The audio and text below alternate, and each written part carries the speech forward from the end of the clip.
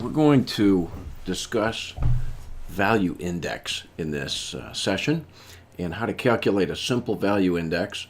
So you may recall from readings or from lectures that value, customer value, is a key part of strategy, and that most companies and organizations are very, very interested from a strategic point of view in how they create value for their customers. In this exercise, we're going to look at value as an index. So an index means it is a relational measurement.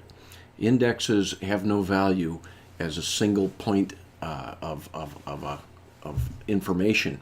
If you landed from Mars as a Martian, maybe not as an Earthling, but if you came down onto Earth and you looked at the S&P 500 index and all you saw was the value of one day, you could never make sense of it. So indexes are relational, meaning they take on meaning over time or being compared to comparably calculated figures and so forth. So a value index in this exercise is going to compare, it's going to generate a figure that's an index, so it doesn't have any real meaning until we compare it to another comparable number, comparably calculated number. In this case, it's going to be two automobiles. So in the scenario, you just graduated from college, you're looking for a car, money's tight, you're out shopping, you kind of know what, well, you do know what you want. You've defined two cars that you're interested in, but you have certain features, these dimensions, as I'm mousing over here. You've decided on 6 dimensions of the automobile, 6 competitive dimensions that you want to evaluate the two cars on.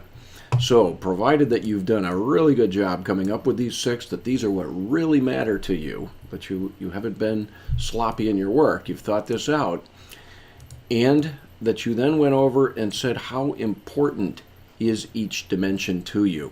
So you said fuel economy matters to me, that's a 3 out of 5. And this could be out of 100, it could be out of 10, it could be 1, 2, 3s, it can be anything you want as long as it's a numeric value. So this is a 3 out of 5. Reliability is the most important factor to you, so you gave it a 5. Speed and handling, its importance level is a 4. Aesthetics is a 4. After sales support you weren't that concerned about, who knows why. And purchase price is a 4. You're very concerned about purchase price. So your highest one was reliability, and fuel economy and after sales support were your lower concerns out of the 6 things that matter to you. Of course, there's 100 more things you could measure on a car about its competitiveness, but you chose these 6 as your decision-making criteria, the dimensions of the product in this case that you want to evaluate. Okay, so you gave them their weights, and here are your 2 automobiles that you're looking at, and you're looking at the performance of these 2 cars, right? And the performance means how did they do on the dimension that you established as important to you. Those are also measured in this case as 1 through 5s. They could be 1 through 10s. They could be anything as long as we can calculate a figure from it. Could be 1 to 1,000. Okay, so we've got our figures, and what this index, building the index, does for us now is it gives us a calculation of the product of the weight and the performance. Okay, so I'm going to do this with Excel formulas so that those that want to do these activities in Excel and don't know Excel have a real quick tutorial on that. So for the Hyundai Enigma, we need to multiply the importance times the performance. And what we would do is just mouse over this field, left click it, and then enter the formula equals B 10 equals B10 times, which is the star key, C10. So you can see the formula in there, equals B10 times C10. And when I hit return, you can see these 2 cells are highlighted. See, one turned blue and one turned red with a little box around them. So they're highlighted to make sure that I can quickly look at the sheet and make sure I've selected the right cells. So we can hit enter and it'll do the math for us. We see a numeric value. When you turn these in for extra credit, I'll see your 9, and I'll go click on it, and I'll check up here in the field and say, what's the formula in there? Equals B10 times C10. That's what I need to see for you to get your extra credit. Okay, now I could have also, I will do the next one, hit equals, and then I could highlight a field and click equals B11 times, hold on, let me shift, times, and I can highlight and click again, C11, and hit enter. It's the same exact result, right? Equals 3 times 3 equals 5 times 5. The other thing that Excel lets us do, which is very handy, big time saver when you're building a spreadsheet, is if we get this formula right and it is correct relationally down the page or across the page, we can drop and drag that formula and it'll copy and assign the new relation of the cell you copy into. It'll assign the relationship. So let's do this one right now. So right now this says equals B10 times C10 up here in the box where our formula is. And if we grab it, it means not this white cross, but when I go to the corner where that little black dot is, you can see it there, and I land right on top of it. See how it turns black into a plus? If I grab that and then left click and hold the left click down, I can drag it anywhere I want, as many cells as I want, let go, and my formula moved with it. So remember we had equals B10 times C10 here. If we look here, equals B11 times C11, equals B12 times C12, equals B13 times C13, etc. down the page. Okay, so that's a way to get that done efficiently when you have the right formula and everything, the relationship stays the same from the target cell to those other cells, except that we're moving down rows or across rows, whichever way we're copying.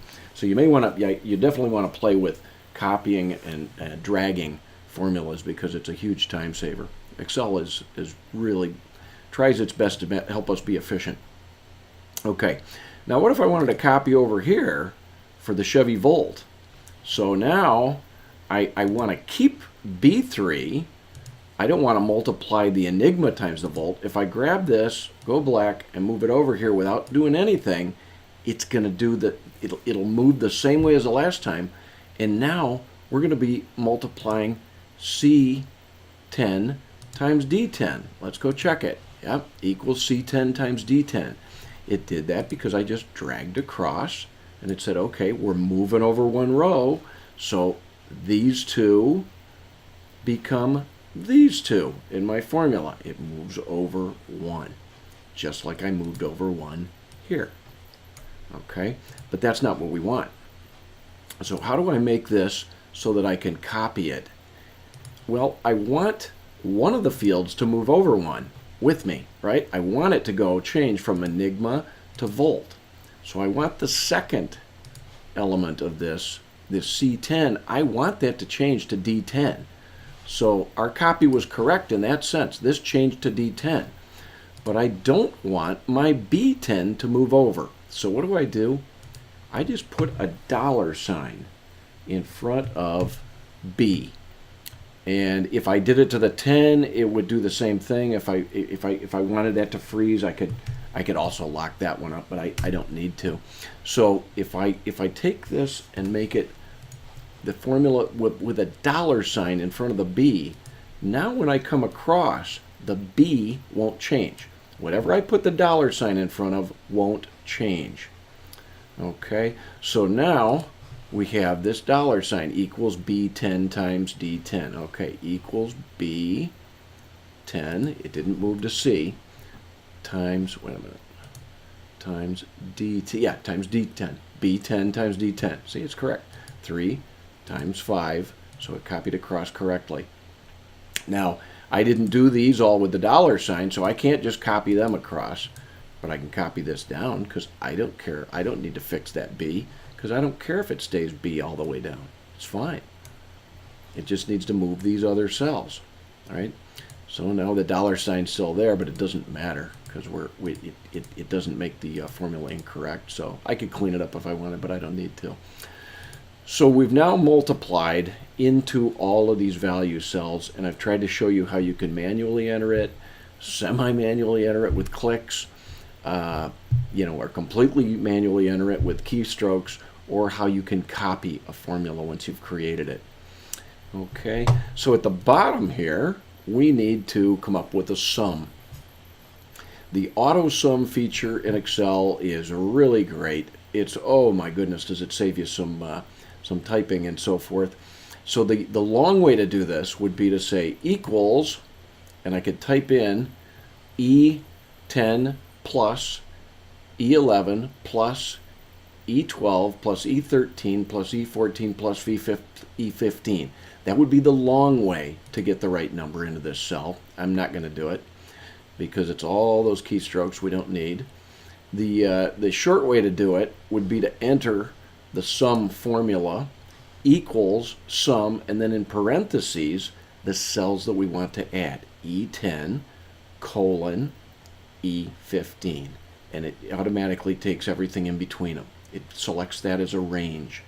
Equals sum parentheses E10 colon to E15. However, I don't even need to type that in if I want to use the auto sum feature of Excel. I can just click the auto sum up here, and it inserts it guesses. You see this circular highlighting around it. It says, do I have this right? Before it starts, it's asking me right now, am I right? In this case, it is right. So I hit enter. There we have it, 78 and 87, our value index for these two cars. So we've taken a situation where we said, I just don't know which car to buy.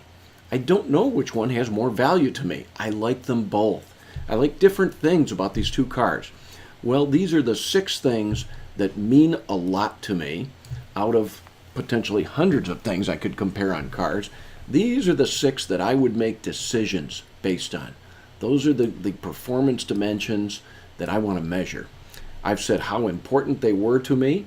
I used a 1 through 5 scale and said how important they were so that I can give more weight to reliability and less weight to after-sales support. Now I'm saying after-sales support matters to me even though it's a 2. If it doesn't matter to me, take it out of the page. It's not a decision criteria. It's a 2. It matters to me. It's just not the most important. Okay, then we rated their performance for both cars on a 1 through 5 scale. You can use any scales for these that you want. It's an index. You can build it however you want, right? And then I've multiplied them out so that each factor for both cars is represented now in numeric form. I can total, I can sum those up, and I can say to myself, as an answer to the question at the end here, which car provides me the greatest value? Well, it's the Chevy Volt, because Chevy Volt has a higher rating, a higher index than the Honda Enigma, 78 to 87. And I could go back here and look at this. If I'm shocked and I say, well, that's not really true, I kind of want the Enigma, well, then something here is wrong. Maybe we don't really care about reliability. Well, no, Honda Enigma performed better there. Hold on. Maybe fuel economy doesn't really matter that much to us. And tip the scales, or aesthetics. Maybe aesthetics aren't that important to us.